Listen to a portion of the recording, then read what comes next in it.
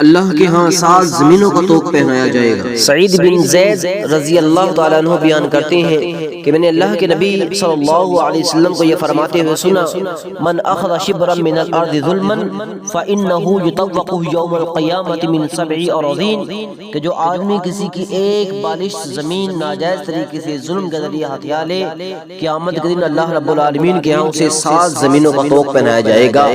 ہم میں سے بھی ہر شخص کو اپنا محاسبہ کرنا چاہیے کہ ہم ناجائز طریقے سے کسی کی زمین پر قبضہ نہ کریں، کسی کا حق نہ مارے، وراثت میں کسی کا حق نہ مارے۔ خصوصاً ہم دیکھتے ہیں کہ معاشرتی طور پر بچیوں کی جو بیٹیاں بہنیں ہوتی ہیں ان کا حق رکھ لیا جاتا ہے، ان کا وراثت میں سے حصہ ان کو نہیں دیا جاتا جو والدین کی طرف سے یا اللہ رب العالمین کی طرف سے ان کا مقرر کیا جاتا ہے، بلکہ جہیز کے نام پر ان کو جہیز دے کر رخصت کر دیا جاتا ہے، اور پھر کہا جاتا ہے کہ تمہارا اس وراثت میں حصہ نہیں ہے۔ ہرگز ایسا نہیں ہے، ان کا جہیز دینا یا نہ دینا وہ آپ کا فطری عمل ہے، لیکن جو وراثت ہے وہ اللہ رب العالمین کی منزل کرتا ہے، جو اللہ رب العالمین نے اپنی کتاب میں ان کے لیے نازل کی ہے، ان کا حصہ مقرر کیا ہے۔ تو ہم میں سے ہر شخص کو محاسبہ کرنا چاہیے، ہر اس شخص کو چاہیے کہ جو ناجائز طریقے سے لوگوں کو زمین ہڑپ کرنے کی کوشش کرتے ہیں، اللہ رب العالمین سے معافی مانگے اور اس قبیح فعل سے باز آئیں۔ اللہ رب العالمین ہمیں عمل کی توفیق عطا فرمائے۔ جزاک اللہ خیر۔